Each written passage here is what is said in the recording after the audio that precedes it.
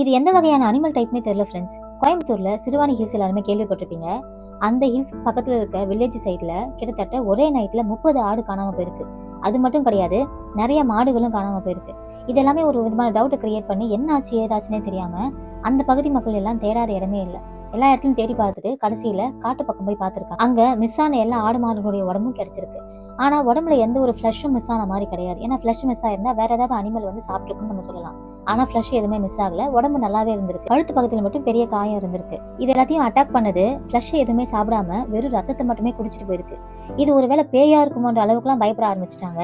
ஏன்னா forest officers வந்து என்ன பண்றாங்கன்னா, இது காட்டு பகுதியில் நடந்ததுனால அங்க சிசிடிவி ஃபிக்ஸ் பண்றாங்க. சிசிடிவி பார்க்கும்பொழுதுதான் அது ஒரு அனிமல்ன்ற கன்க்ளூஷனுக்கே வராங்க. உருவம் ரொம்ப டிஃப்ரெண்டா இருந்திருக்கு. அதாவது ஒரு நரி மாதிரியும் சொல்ல முடியாது, ஒரு நாய் மாதிரியும் சொல்ல முடியாது, ஏன் சிறுத்தை மாதிரி கூட சொல்ல முடியாது.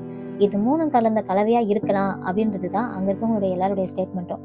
வேகமா ஓடினதுனால, அதாவது அந்த அனிமல் வந்து ரொம்ப ஃபாஸ்டா போனதுனால அதோடைய உருவம் தெளிவாவே தெரியல. இதனாலே அந்த பக்கம் மக்களுக்கு இது என்னவா இருக்கும், ஹைனாவா இருக்குமான்ற ஒரு டவுட்லாம் வர ஆரம்பிச்சிட்டாங்க. ஆனா அங்க இருக்கவங்க நிச்சயமா சொல்றாங்க, இங்க ஹைனா இருக்க வாய்ப்பே கிடையாது, அந்த மாதிரி வெரைட்டிலாம் இங்க இருக்க வாய்ப்பே இல்லை அப்படின்ற மாதிரி சொல்றாங்க.